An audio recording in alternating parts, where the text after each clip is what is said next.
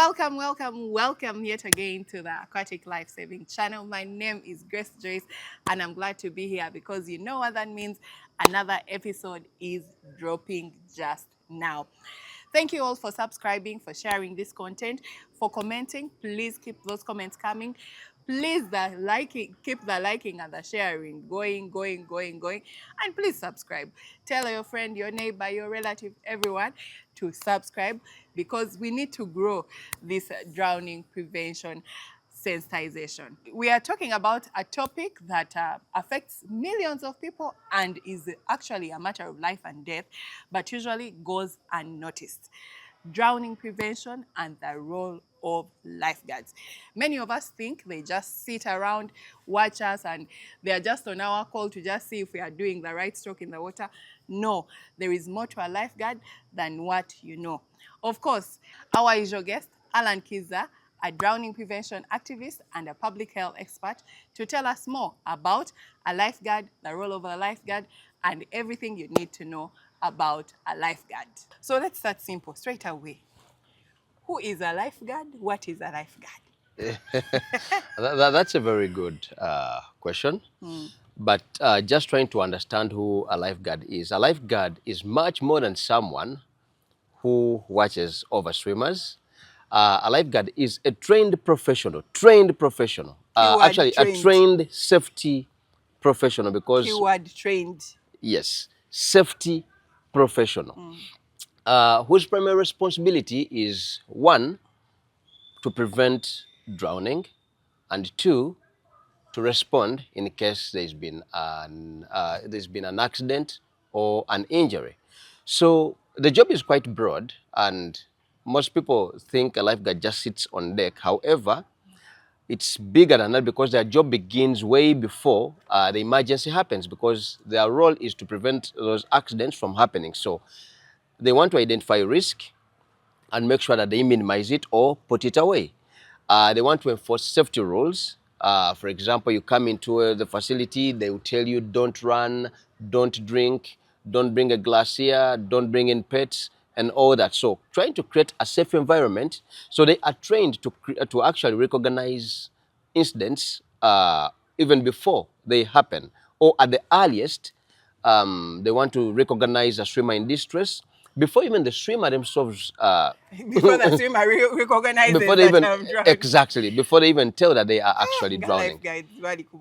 Yes, so it's quite a bigger role, and when something goes wrong, of course, they have to be in position to act and execute whatever they have to do in the smallest time possible. So they assess the situation before they go in to help someone who is in distress or a drowning victim. Before we jump to what their life is like, so is it each swimming pool has a lifeguard, or how many ratio of lifeguard per swimming pool?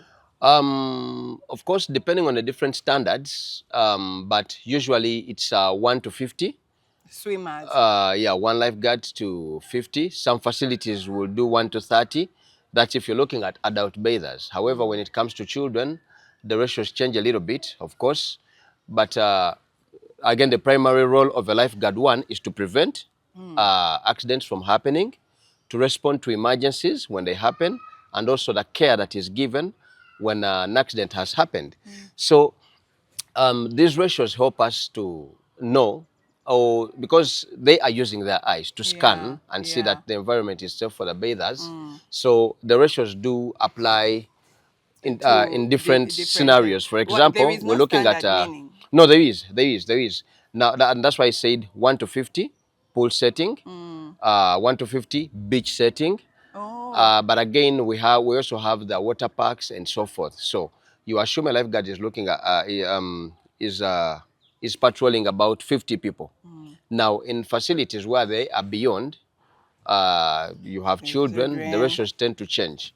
And you will notice that some programs will have 1 to 20, depending on the facility. Okay. And maybe what the facility safety manual says, because ideally, every pool has its own safety manual. That is if most pools do have them. But yeah, ideally in Uganda, Uganda, yeah. But ideally, every pool should have a safety manual. Why? The safety manual will determine, one, how big the pool is, because that will tell you the number of bathers that can fit in the pool. In that safety manual, In this context, bathers are swimmers. bathers are swimmers, yes. Bathers are That swimmers. word So, doesn't sit well with us, the yes, swimmers. yeah, bathers are swimmers. So, one, you want to know how big the swimming pool is. I'll give an example. If it's 20 by 25, then you know you can accommodate over 50 people. But again, you're going to find a pool that is 10 by 5. Can it accommodate the same number? No. No. So that means the ratios equally change. Two, you want to know how much water you have in your swimming pool, and how you, of course, they know how to calculate it. You calculate the length times width times, so to get the quantity of the water in the pool. So all these should be in your pool safety manual, which guides you how many lifeguards should be on a pool. Why would you have one lifeguard on a 25-meter pool? Ideally, there should be a minimum of at least 4 lifeguards on on a 25-meter pool. But of course, different facilities, different safety manuals, and so forth. Okay. Wow. So what's a typical day like for a lifeguard? A typical day of a lifeguard is okay. A lifeguard's day starts when they walk in in the facility. Of course, they walk in, do their first safety check. Of course, the checks are broken down into 3. There is a safety check, there is an opening check, there is an on-duty check, and then there is a closing check. Now, before they leave in the night, they have to do a closing check. The closing check means they're going to scan the environment, the pool, the washrooms, to make sure that no one is left behind. Okay. Because the lifeguard is the last person to leave the pool. So when they come in the morning, the first thing they're going to do is they will do an opening check to but make they sure. They were the last one. Exactly. So why are they checking? Yeah, it's very important. And one of the reasons is that every time you leave the pool area and lock it, you want to assume you're the last person to leave. But we've had scenarios or incidents where people were hurt and dropped at the pool or in the changing rooms. So if you come in, you walk in, let's say early morning, you clock in 7:30, you walk to the pool and you find a victim in the water or a casualty in the water. The moment the lifeguard tampers with that victim, they've tampered with evidence. That is one, because now that's a police case. Or they probably have something to do with their being in that water. Okay. So in your opening check, the moment you walk in and you find someone you did not leave behind, that's a police case. However, if that happens during your jurisdiction hours, during your working hours, then you are liable for what? Them, for their life. Yes, for their life. So that's why it's important for us to do these safety checks, because that is the area of jurisdiction. Anything that happens before they walk in is outside that jurisdiction. It's outside their normal working hours. So that's why it's important to do these checks. And we've seen lifeguards that have been apprehended. We've received phone calls of lifeguards that have been apprehended. Someone drowned in a pool, probably in the night. So they will call the lifeguard, can you just pass by and we see what is happening? And when they get there, they are apprehended. Wow. And in most times, they will tell you it was negligence. And then when you speak to the lifeguard, they will tell you, but I was called from home at about 9 p.m. So 9 p.m. is actually off duty. So anything that happens when they are off duty. But for night swimming, there is also supposed to be a night. Not all facilities do, but for those that do night swimming, of course, then that means that particular lifeguard has signed up for swimming, for night swimming, and they are ideally responsible or liable for whatever case that has happened. So they come in the morning, do another check. So they come, do that scan, and make sure that the area is safe, there is no victim. I mean, we've had and seen incidents where people are dropped. Someone is drowned elsewhere, probably poisoned and dropped in the washrooms. So if you don't do the check, and then you realize later, 3-4 hours later, then you have something to do with that, because that means you didn't do a safety check to make sure that your area is actually free from such. So basically, the lifeguard's typical day is they are continuously scanning the environment, which we call the 10-20 rule. Now, under this 10-20 rule is that they are continuously scanning the area, which is the 10 seconds, and then the 20 rule. Every 10 seconds?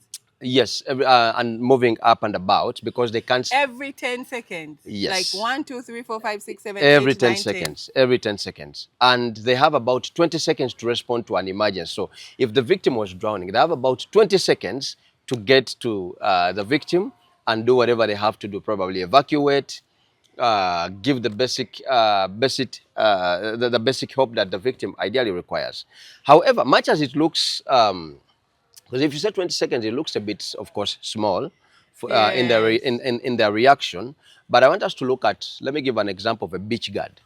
Because a beach guard has to run from, they're running from the The shores tower, like a into house. or the tower. Yeah. They get down, run into the lake, the river, the ocean, whatever it is, to go and help that victim. Oh. Now, the entry into that water is a bit different Oh, okay. because and again I want us to understand the difference between the two The because we beach have the and the beach guard and yeah. then we have the pole guards. Of course, they Okay. are different. Yeah. So. The entries do change. Okay. One, when you're entering into the water to save a victim, it depends on the kind of injury the victim has sustained. I'll give an example of a spine injury. If the victim has sustained a spine injury, you can't just jump into the water. You can't just do a shallow dive or a straddle entry. No.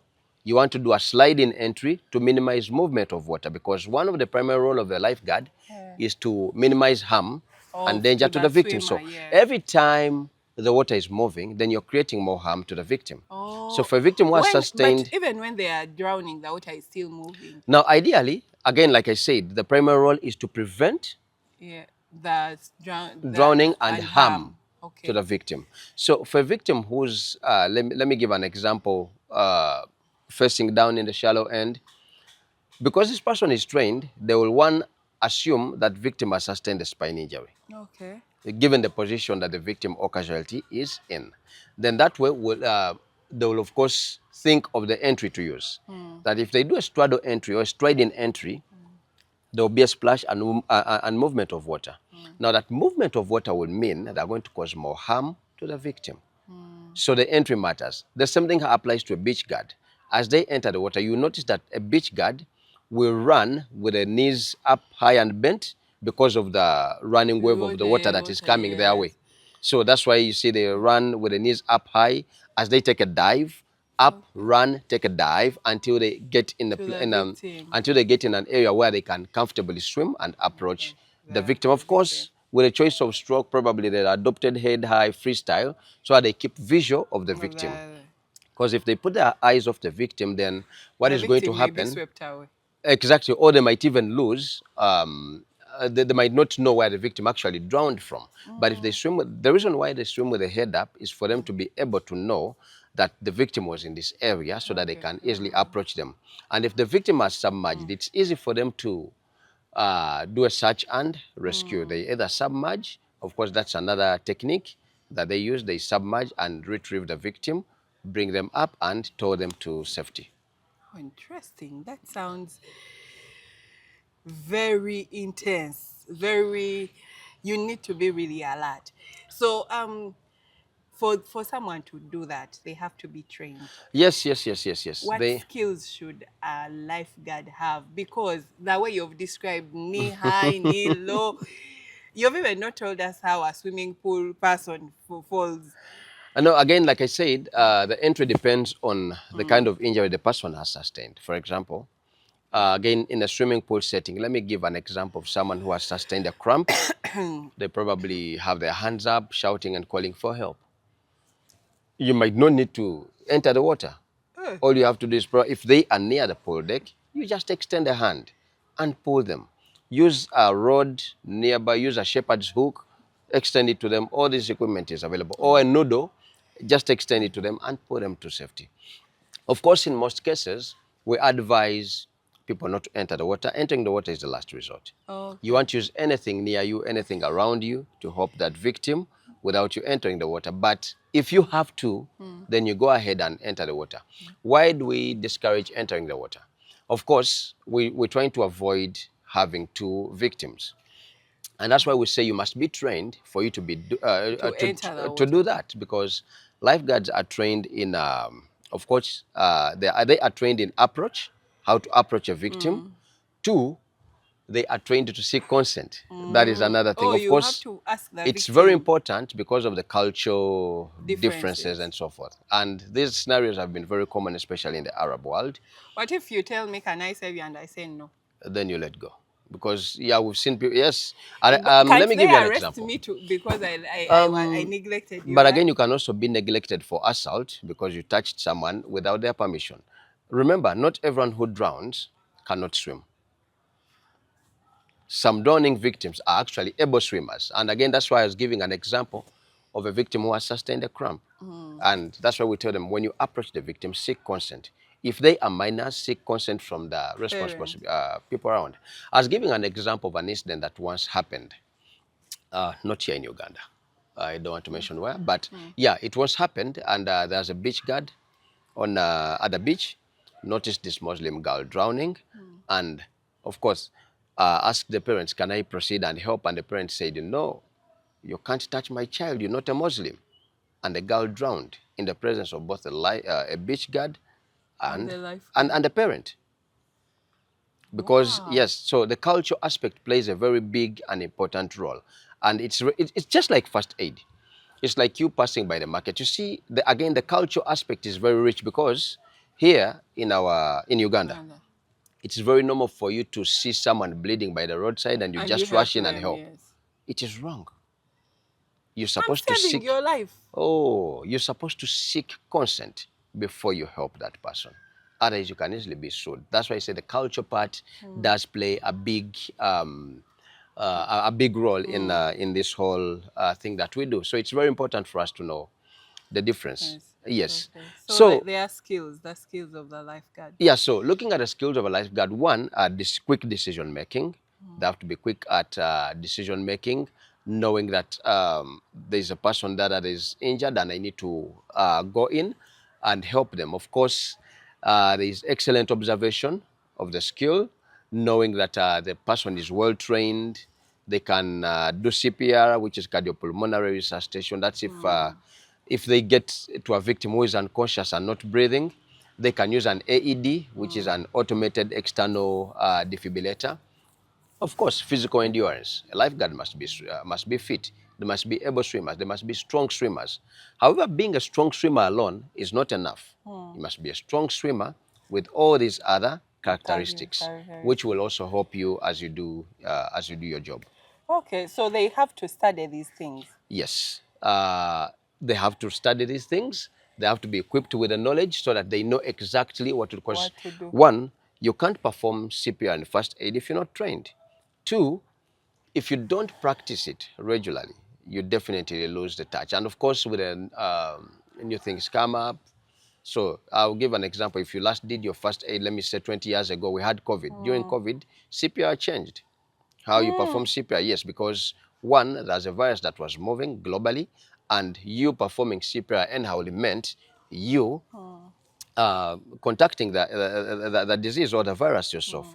And again, in whatever we do, of course, your personal safety comes first. Before you think about saving someone's life, your personal safety comes first before you think about the other person that you're trying Person, to yeah. save. So yes, they have to learn first aid, aquatic first aid. I want to limit it to, of course, Aquatic it first. goes beyond that, fire and so Yeah. forth. But yes, Okay, but in there an is aquatic aquatics where, scenario, yeah. yes, first aid, CPR, they have to be strong swimmers. They have to be conversant with the rescue techniques. The techniques are different. How earlier on I was talking about the approach strokes, how you approach the victim, adopted head high, freestyle, adopted head high, breaststroke, and how you tow the victim. For example, how can you use a cross chest tow? Can you do a head chin tow? Can you do a hair tow, a hand tow? And when do you apply all these things? And then maybe the other thing is communication. Communication is equally broad. How does a lifeguard communicate with the bathers or with the swimmers? That is one. How does a lifeguard communicate with their fellow lifeguards? Of course, they have their own language. For example, if a lifeguard is leaving the station, they will communicate with with a fellow lifeguard and you won't even notice. They will just put their hand up and do this and say, and the other lifeguard will understand, I'm leaving my station, please cover me. Or if there's been a major emergency, there's been a spine, let's say a spine injury, you will see a lifeguard do this, meaning there is a major emergency and the other lifeguard will come in, and without, of course, alerting the other swimmers in the pool. So, and maybe one other thing that lifeguards need to, under their skills, of course, there is knowledge and awareness. Knowledge on what they are doing, because it's not out of the blue. You have to go learn, study it, and be able to Understand perform, it, because you have to know the training, what's training in first aid. How do you do a bandage? How do you demobilize a victim if they have a spine injury? All those things put together, it's a training. How you manage a spine injury, it's a whole training. But of course, fitness and endurance. As a lifeguard, you have to be fit. Of course, you have to have endurance, because it involves swimming. It involves running. You're not going to see someone drowning and you just walk towards them. You'll have to run to them. You'll have to swim towards them. And of course, we're talking about teamwork and communication, and we said communication within the peers, communication with the patrons, communication with management. This is equally important, because why is it important? When you're communicating as a lifeguard, what is your jurisdiction? Where do you stop? I'll give an example. Facility X has a drowning incident. Who's going to go to the media? It's not the lifeguard. A facility probably has their only PR team. So if you got a lifeguard, what are you going to do? However, as a lifeguard, what you're going to do is, we have, every facility should have an incident form. An incident form where you fill in what has the happened. details, what has happened, and then you sign off. Now that will protect you as a lifeguard. So, and that's why your jurisdiction stops. Unless if they've come to you and say, okay, can you please share more light on what exactly happened? And you However, give us all the juice. yes. However, your jurisdiction stops when you report to your superiors, not you going to the media and giving account of exactly what happened. So yeah, communication is very important. How they communicate between themselves, management, and media, and so forth. Interesting, interesting. Lifeguard has a lot of work, and you hinted on them, on the different working environments and how they cope. Tell us more about how a lifeguard at the beach is different. Excuse me. How a lifeguard at the beach is different from a lifeguard at a swimming pool, at a water park, and which challenges happen to each of them. You get. Yeah. One, the work environments are very different. A lifeguard that is working at the swimming pool will definitely face different challenges. For example, their challenges are probably visibility of the water, water depth, stubborn swimmers or bathers, and of course, which are quite manageable. Now that is a little bit different from a beach guard who is working under uncertain conditions. Conditions are meaning weather, which is going to change all of a sudden. Anytime. Yes, bring up a very rapid current or wave. Luckily, we don't have rip currents here. Yeah, but sometimes it's going to bring up a we are wave. addressing travel out of Uganda. You watched the TikToks where people say the things of traveling are forms of transport. Yeah, so here lifeguards are dealing with waves. They are dealing with currents, heavy waves and currents. They are dealing with tides.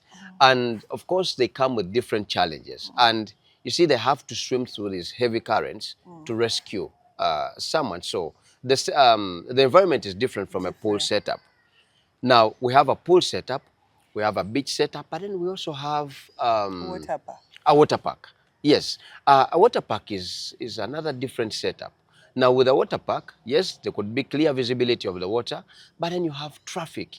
You have a park full of kids and children, which calls for extra eye care, or what we call a third eye, or to be on the lookout to make sure that no harm or injury happens to those children.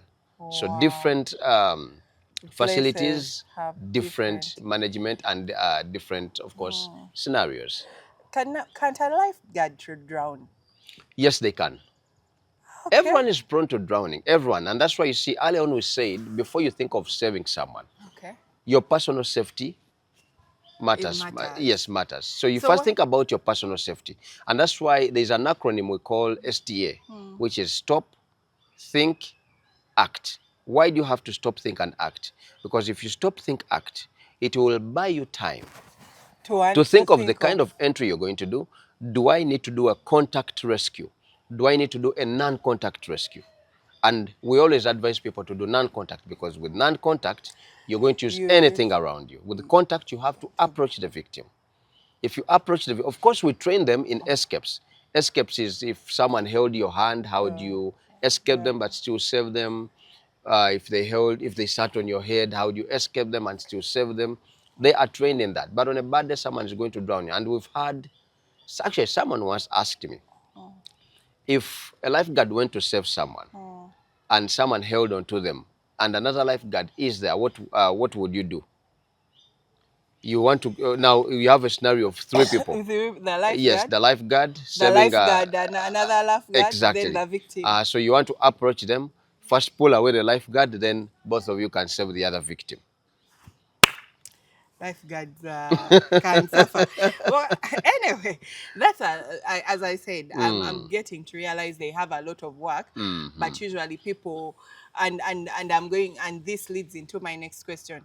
People look at lifeguards as people, decorations there who are, you know, in the movies, when they show a scene of someone drowning, the lifeguard just jumps, whoosh, and dives into the water. So for us, we normally think they are just there for decoration, ready to just shh.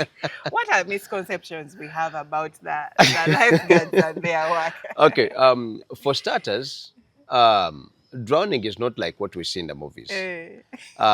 Drowning is silent, and how it happens is you might not even tell that someone is actually drowning. Of course, there is a myth that lifeguards are just there to sit and watch, but ideally, and for facility owners that are watching out there, lifeguards are paid to sit and watch the water, because the day they fall, the day they're not watching that water, that's when you're going to get a drowning victim.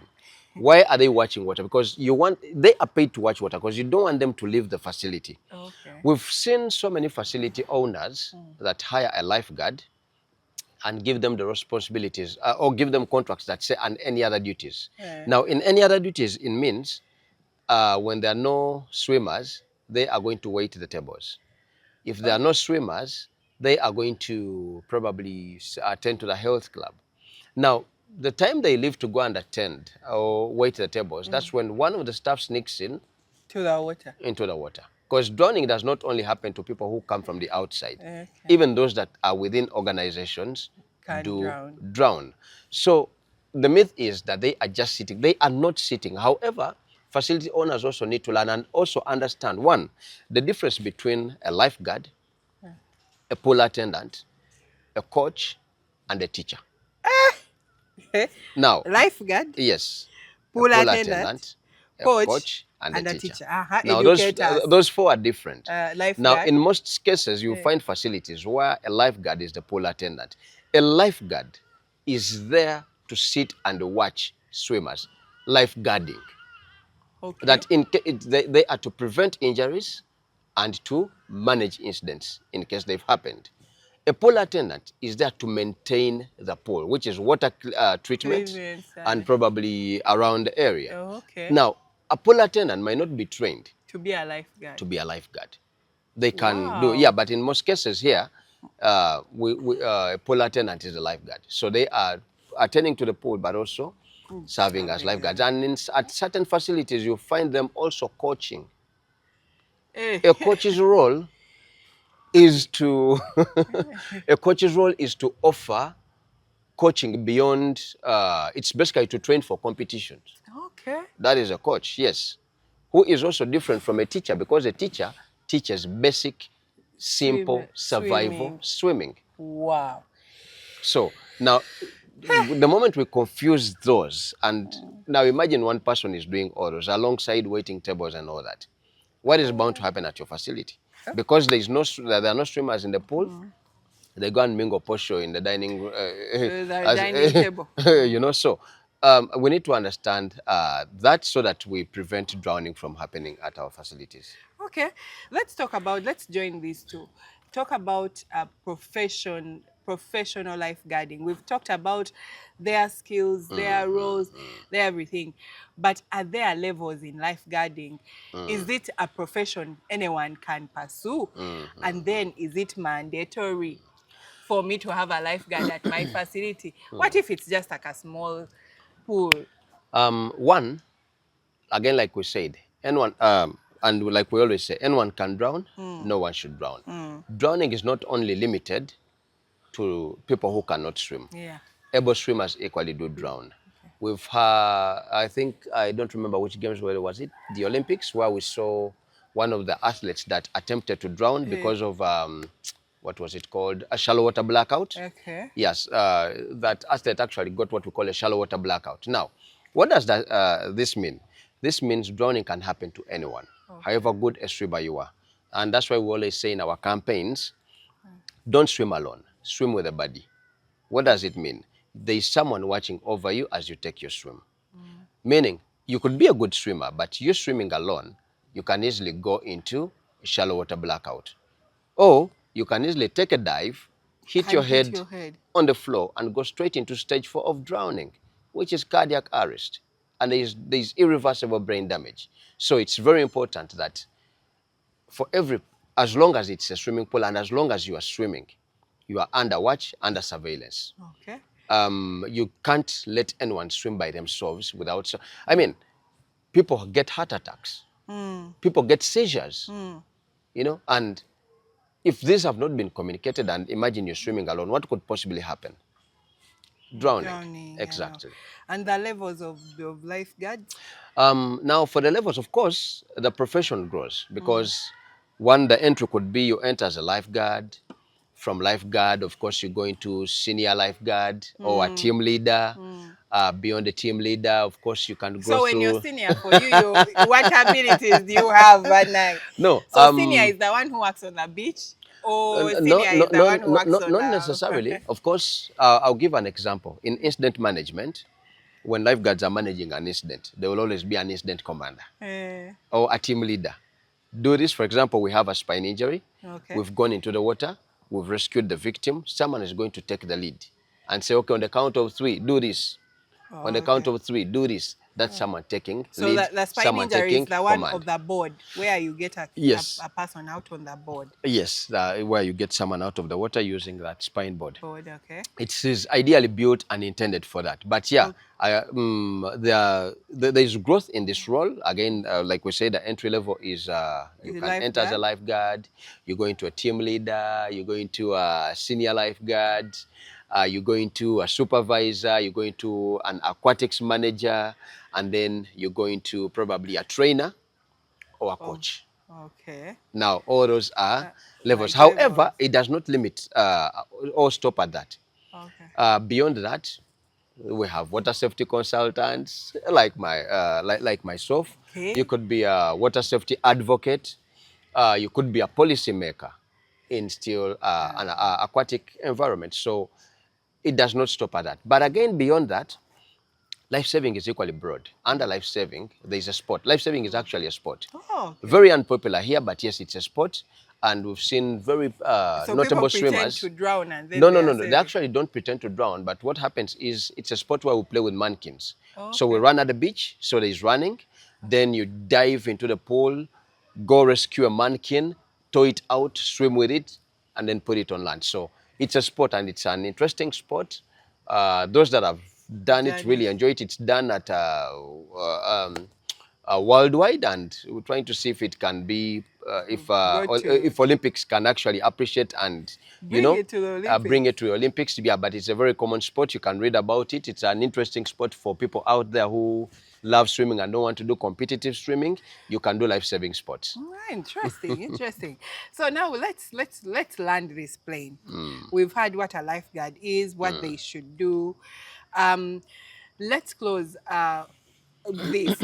How should we receive a lifeguard, especially as swimmers who are going to bathers? Oh, that's a new word for me. As swimmers who are going to the pool to swim, to enjoy the water, to the beach, how should we receive lifeguards? And let's close it from there. After you give us your final one for anyone out there that is going out to swim for a swim. One, always respect the lifeguard because that's the person that is watching over you. Of course, we want to value them. We want to understand that they are human working under very, very difficult circumstances. Like again, like we said, they are enduring that sun all throughout, scanning the beach 24/7 to make sure that you are safe. So one, we want to respect them. We want to listen to them. If they said don't run, please don't do so, because you're putting your life in danger. These are guys that wake up every morning to prepare the facility for you. I'll give an example of the beach, to make sure that there are no shells, because if those shells are there, then they're going to cut you. So they're going to wake up in the morning, pick the shells, and prepare the beach for you to go and Have a good and have a time. good time. So yes, let's respect them, let's listen to them. And for facility managers out there, please value them, pay them well, and appreciate them. And remember, stay safe, stay alive, and stay afloat. Thank you. You've heard it for yourself. Lifeguards are not just watchers. They are not just people looking around. They are actually people on duty, saving lives, looking out for any life at danger to save. So please, when you go to the pool, to the beach, to that water park, respect their work and also be responsible for your life, because it's mainly upon you. It's your responsibility to stay alive, to stay afloat. A lifeguard is just helping you to do that for you. Till next time, thank you for watching. Remember, subscribe, like the content, share the content, hit that notification bell for the next episode.